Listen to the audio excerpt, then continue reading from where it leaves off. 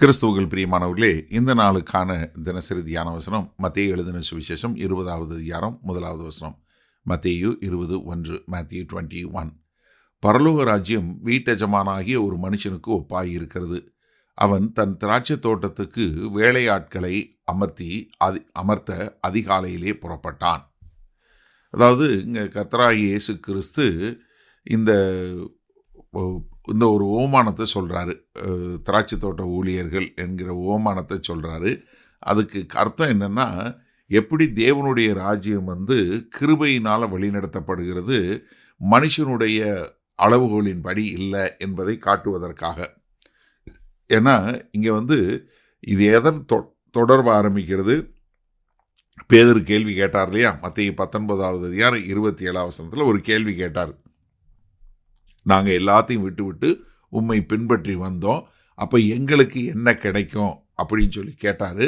அதனால் இப்போ அவர் என்ன சொல்கிறாரு, இந்த பலன் தேவனுடைய தாராள குணத்தினால் உண்டாகுமே ஒழிய மனிதனுடைய கால்குலேஷன், மனிதனுடைய கணக்குப்படி இல்லை. இப்போ ஒரு வீட்டெஜமானாகிய ஒருத்தன் வேலைக்கு ஆளை அமர்த்த போகிறாரு. ஏன்னா இங்கே இந்த வீட்டு ஓனர் யார், இந்த வீட்டெஜமான் யார்? தேவனை குறிக்கக்கூடியதாக. இது வேலை பார்க்கக்கூடியவங்க யார்?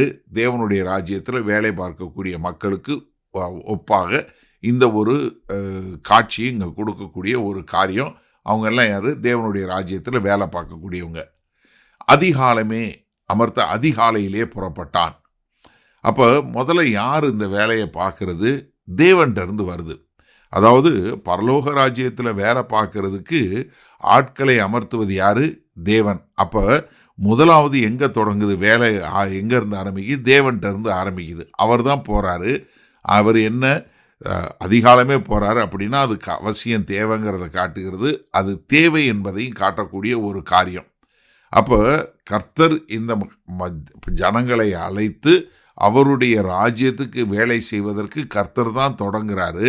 அப்போ இதில் முதலாவது தொடக்கம் எங்கேருந்து வருது? கர்த்தர்கிட்ட வருது. ஏன்னா இங்கே இந்த ஓமானம் முழுவதும் எப்படி தேவன் தயாள குணம் உள்ளவர் என்று காட்டக்கூடியதாக. இங்கே இதை கேட்டுக்கொண்டிருக்கிற இஸ்ரவேல் தேச மக்களுக்கு இது தெரியும். ஏன்னா கர்த்தராகிய இயேசு கிறிஸ்து எங்கேருந்து இதை எடுத்து சொல்கிறாருன்னா, பழைய ஏற்பாட்டில் ஏசாயா மூலமாக இந்த திராட்சை தோட்டத்தை பற்றி ஏசாயா 5வது அதிகாரத்தில் முதல் 7 வசனங்களில் அங்கே இஸ்ரவேல் தேசம் எப்படி தேவனுடைய திராட்சை தோட்டமாக இருக்கிறது என்பதை குறித்து சொல்லி கொடுத்தாரு. அதே மாதிரி யோவான் 15வது அதிகாரத்தில் முதல் 5 வசனங்களில் எப்படி இயேசு கிறிஸ்தா மெய்யான திராட்சை செடி என்கிற காரியத்தை சொல்லி கொடுத்தாரு. அப்போ இங்கே கர்த்தர் சொன்னதை வைத்து கர்த்தராகிய இயேசு கிறிஸ்து இந்த ஓமானத்தை சொல்லி கொடுக்குறாரு.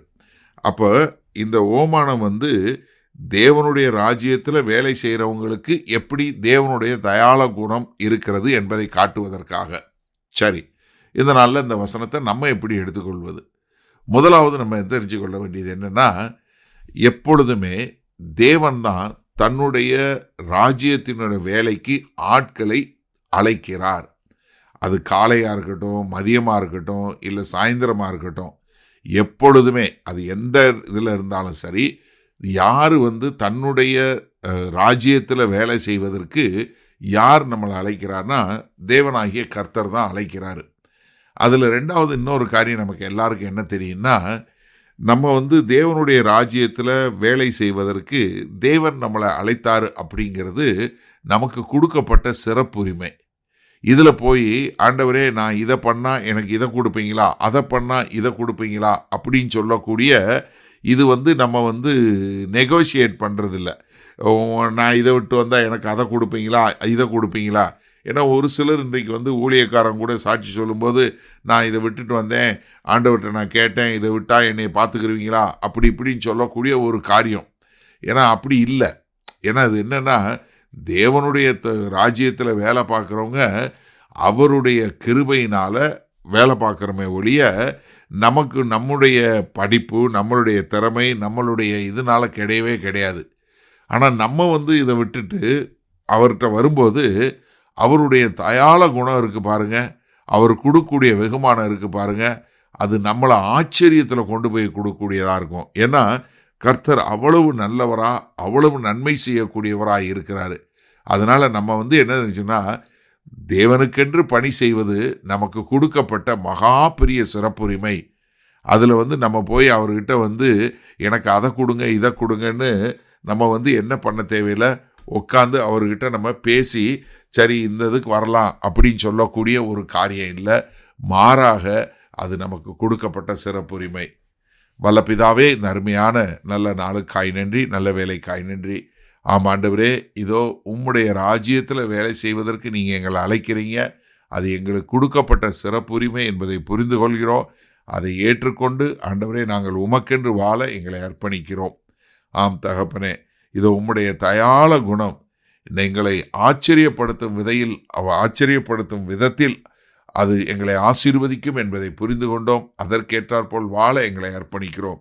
இயேசு கிறிஸ்துவின் மூலம் பிதாவே, ஆமேன். கர்த்தர் உங்களை ஆசீர்வதிப்பாராக. நாம் இன்று மாலை மண்ணால் சந்திப்போம்.